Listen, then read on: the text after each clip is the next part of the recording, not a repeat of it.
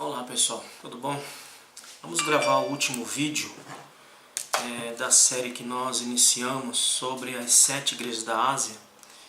E hoje nós vamos falar sobre a última delas, que é a igreja de Laodiceia, em que Jesus também ele traz uma mensagem para essa igreja. A cidade de Laodiceia, ela se fazia uma cidade importante pelos seguintes aspectos. Primeiro, pela sua indústria, uma indústria de lã preta que havia ali muito forte, que trazia uma renda para a cidade. Também se fazia importante pelas escolas de medicina que havia ali naquela cidade.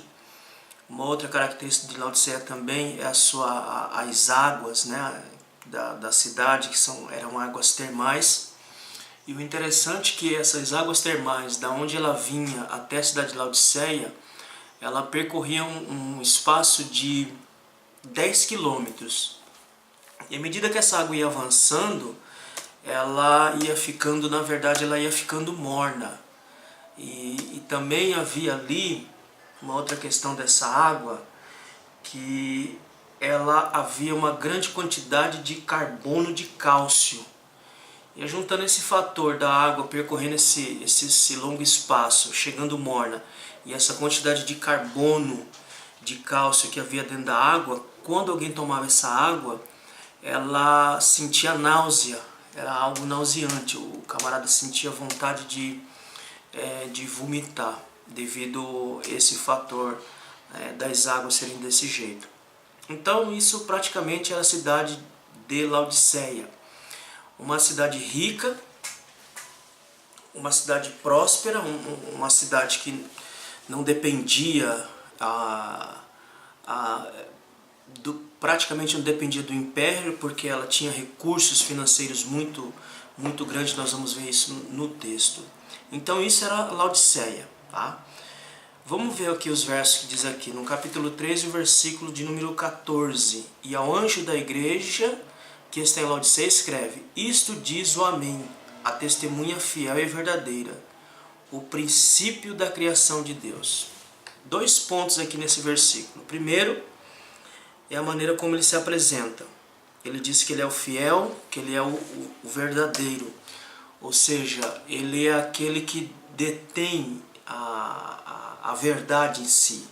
Essa é a ideia da palavra amém. Aquilo que é verdadeiro, aquilo que é solidamente estabelecido e fidedigno. A outra é que Jesus diz que ele é a origem da criação. Ou seja, Jesus é aquele que chama a criação de Deus à existência. Nós vamos ver isso lá em João, capítulo 1, Colossenses, capítulo 1, verso 15 a 16. Então, juntando essas duas fórmulas, que ele se apresenta como aquele que é o fiel e verdadeiro, e como o princípio da criação, qual é a mensagem que ele quer passar aqui para a igreja de Laodiceia? A mensagem é que ele está dizendo para a igreja de Laodiceia que, por mais que ela fosse uma igreja próspera, uma igreja rica, ela estava colocando a sua esperança ou a sua força no lugar errado. Quando ele se apresenta sendo fiel, verdadeiro, o princípio da criação, a mensagem é uma só. Que Jesus está dizendo que ele é quem detém todo o poder, ele que detém todas as coisas estão em suas mãos, e que não é nas riquezas, onde Laodiceia estava colocando a sua esperança, na sua própria riqueza, que poderia fazer alguma coisa. Ou seja, Cristo está se apresentando aqui como aquele que é absoluto, soberano sobre todas as coisas.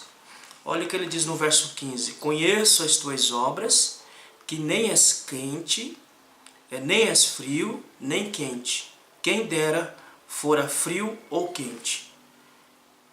Aqui Jesus está descrevendo, na verdade, a igreja de Laodiceia. Ou seja, que tipo de igreja era aquela? Quando ele diz que ele conhece as obras daquela igreja, que na verdade não tinha obra alguma, e que ele diz que a igreja nem é fria nem é quente, ele gostaria que ela fosse ou fria ou quente. Qual é a mensagem aqui? Era uma igreja fria porque era uma igreja apática, uma igreja indiferente, uma igreja que estava totalmente despreocupada com as coisas do Senhor. Ou seja, uma igreja que ela vivia de aparência. Era uma igreja que ela não tinha fervor, ela não tinha vigor espiritual para servir. Era uma igreja que estava servindo a si próprio e não ao próprio Deus. Então por isso que ele diz, bom seria que você fosse frio. Frio no sentido que não tivesse ouvido o Evangelho ainda e que em ouvir o Evangelho pudesse então se tornar quente. Quente no sentido de que uma igreja que trabalha com fervor, que trabalha com afinco, que trabalha com amor na obra. Mas a igreja de Laodiceia não era nem fria, ou seja, era uma igreja que já conhecia a palavra, mas não praticava a palavra pela sua indiferença, pela sua opulência, pela sua soberba de se achar, de se considerar uma igreja rica, uma igreja forte em si mesma, não dependendo nem mesmo de Cristo. E também não era uma igreja quente. Por quê? Porque era uma igreja que não fazia a obra de Deus com a fé verdadeira, com a fé viva, com amor, com devoção. Então esse é o sentido aqui do versículo 15. E aí o versículo 16 diz assim: assim porque és morno e não és frio nem quente, vomitar-te-ei da minha boca. Mas o interessante é que a expressão vomitar aqui, nós poderíamos ler também da seguinte forma: estou para vomitá-lo de minha boca. No texto está aparecendo assim, olhando no texto parece que é algo imediato, mas quando você olha com mais detalhe, principalmente nos originais, nós podemos traduzir dessa forma: estou para vomitá-lo de minha boca. Ou seja, não é uma ação que seria uma ação de imediato, já mostrando aqui que Cristo usaria de misericórdia para com a igreja de Laodiceia. Mesmo a igreja de Laodiceia sendo uma igreja soberba, uma igreja que estava estribada na sua própria força financeira, na sua riqueza, porque é isso que ela vivia, na sua própria riqueza, uma espiritualidade calcada na riqueza e não em Cristo. Mas mesmo assim, Jesus ainda vai dar um tempo para que essa igreja se arrependa. Por isso que eu posso traduzir: estou para vomitá-lo de minha boca, dando a ideia que haveria um espaço de tempo entre aquilo que ele está falando e aquilo que ele iria de fato fazer. Diz aqui o versículo 17: como dizes, rico sou, e estou enriquecido, e de nada tenho falta, e não sabes que és um desgraçado e miserável e pobre, cego e nu. Versículo 17, aonde nós vemos a reprovação do Cristo em relação à igreja de Laodiceia. A igreja diz: eu sou rico. E de fato era uma igreja rica, era uma igreja que ela tinha condições financeiras. Tanto ela tinha condições financeiras que um período que ocorreu um abalo sísmico na cidade de Laodiceia, ela não recorreu a Roma para que pudesse ajudá-la financeiramente para reconstruir a cidade. Ou seja, Laodiceia, com seus próprios recursos, ela conseguiu se reerguer. Então a igreja era uma igreja opulenta, uma igreja orgulhosa, em que ela chegou ao ponto de dizer que ela era rica e que ela não precisava de nada, não tinha falta de nada. Ou seja, nem do próprio Cristo ela tinha falta. Por isso que ele ficou para fora. E aí nós vamos ver a expressão: eis que estou à porta e bato. Porque na verdade a igreja de Laodiceia colocou Cristo para fora da sua vivência. Era uma igreja que não tinha Cristo como centro de sua vida, mas o centro da igreja de Laodiceia era a própria igreja de Laodiceia. Agora, olha os termos que Jesus usa para caracterizar a pobreza espiritual da igreja de Laodiceia. Porque na visão da igreja de Laodiceia, ela era uma igreja rica espiritualmente falando, porque não precisava de nada, nem mesmo do próprio Cristo. Então aqui Cristo mostra toda a miserabilidade da igreja usando as palavras miserável, nu e cego. A primeira palavra miserável aqui, ela é usada com o sentido de uma pessoa que é objeto de extrema piedade. Então Laodiceia está dizendo: nós somos ricos, não temos necessidade de nada. Mas Jesus disse que era uma igreja miserável, e era tão miserável que ela era objeto da extrema piedade de Jesus. Por quê? Porque era uma igreja que não conseguia enxergar a sua própria situação espiritual, era uma igreja que não conseguia visualizar a sua situação espiritual. Por isso que ele disse que era uma igreja miserável, ou seja, A igreja de Laodiceia, ela era objeto de extrema piedade de Jesus. Segunda palavra que ele usa aqui é a questão da pobreza, ou seja, que a igreja era uma igreja pobre, faz um contraste com a riqueza. Como é que pode ser uma igreja que se diz rica e pobre? Mas o foco aqui, Jesus está colocando na questão espiritual, porque espiritualmente a igreja de Laodiceia era uma igreja pobre mesmo, porque ela estava calcada e firmada nas suas riquezas, até sua vida espiritual estava calcada nas suas riquezas, nas suas posses. E Jesus está dizendo, vocês são, na verdade, extremamente pobres. Um outro texto aqui, que é usado para trazer toda essa miserabilidade da igreja, é que a igreja estava nu. E a nudez no Oriente era símbolo de vergonha e desonra. Então, ao mesmo tempo que a igreja estava se considerando rica, uma igreja honrada, uma igreja poderosa, Jesus está dizendo, vocês estão nu. Ou seja, a situação espiritual de vocês é tão ruim, que vocês estão desonrados. Vocês estão sendo envergonhados pela pobreza espiritual com que vocês estão vivendo. Então, a nudez no Oriente Médio significa vergonha e desonra, que é o que estava acontecendo com a igreja de Laodiceia. Um outro termo que é usado aqui no texto é cego. Laodiceia se orgulhava por ter uma das regiões em que a medicina era bem evoluída e também por ter um colírio ali extremamente poderoso, extremamente potente, que curava algumas doenças nos olhos. E era um tipo de pó que se misturava para fazer esse colírio para curar algumas cegueiras. Mas Jesus está dizendo o seguinte, que nem mesmo esse colírio, nem mesmo esse poder curativo desse colírio que eles tinham ali, poderia tirar-lhes essa cegueira para que eles pudessem enxergar a própria situação em que eles estavam. Olha como que Jesus vai intensificando a pobreza da igreja. Aconselho-te que de mim compres ouro provado no fogo, para que te enriqueças, e roupas brancas para que te vista e não apareça a vergonha da tua nudez.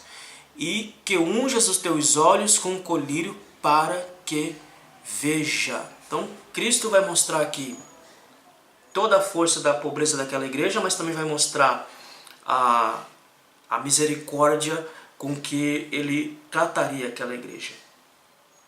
Então, o que está em pauta aqui é que todas as suas impurezas serão queimadas. Então, quando ele diz que aconselha que eles comprassem ouro refinado do Cristo, ele está dizendo o seguinte, que todas as impurezas daquela igreja seriam queimadas, seriam purgadas, de modo que eles pudessem sair da presença do Cristo com uma fé inabalável, com uma fé intacta. Ou seja, é a ideia de purificar, de purgar a igreja do seu pecado. E depois ele diz que aconselha que compre roupas brancas, né, para vestir-se, a fim de que sua nudez não seja exposta.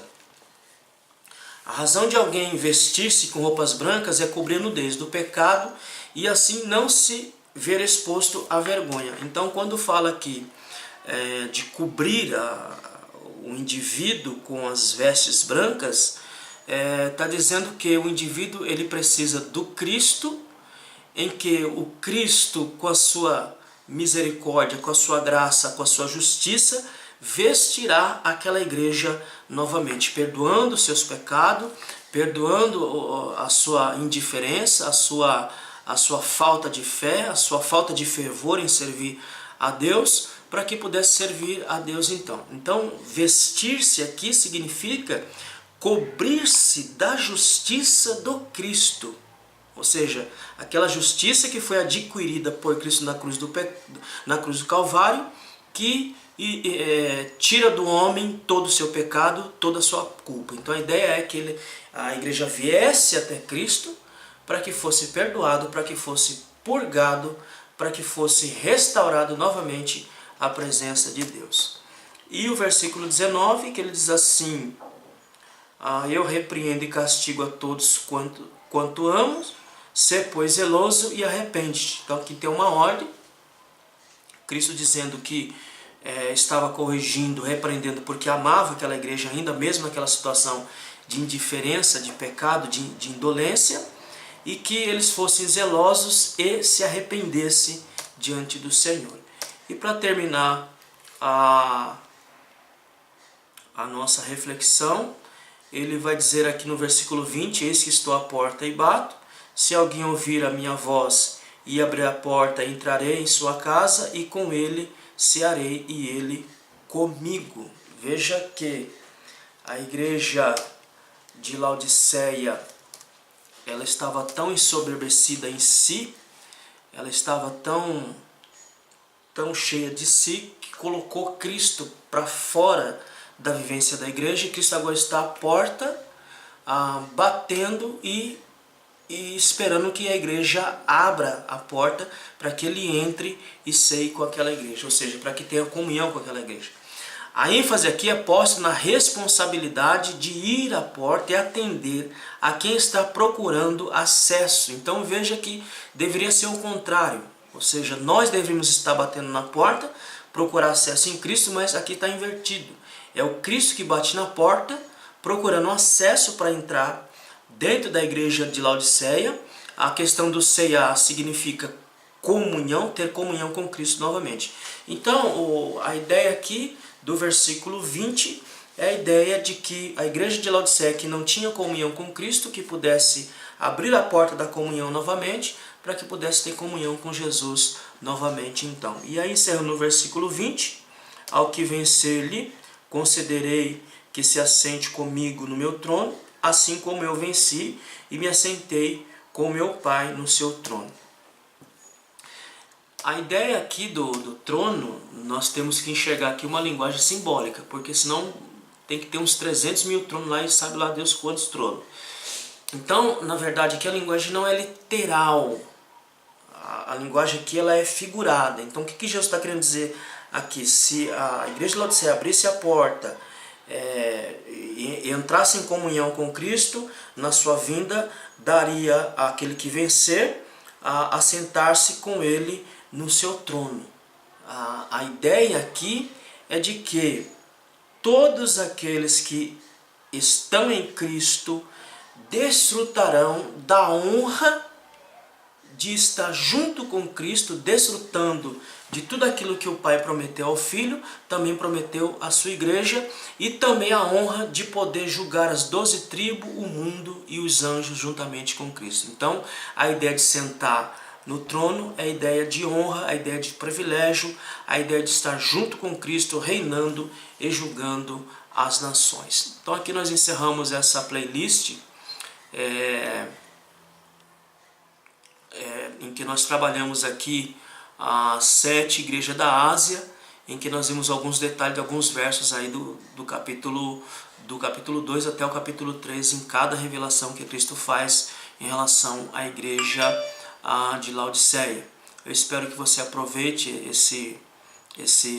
essa série de vídeos aí e aguarde mais alguma série de vídeos que nós vamos estar gravando. Já começamos uma outra falando sobre a Trindade, que você possa estar aí nos ajudando e crescendo juntamente conosco no conhecimento da palavra de Deus, tá bom? Que Deus abençoe e até o próximo vídeo.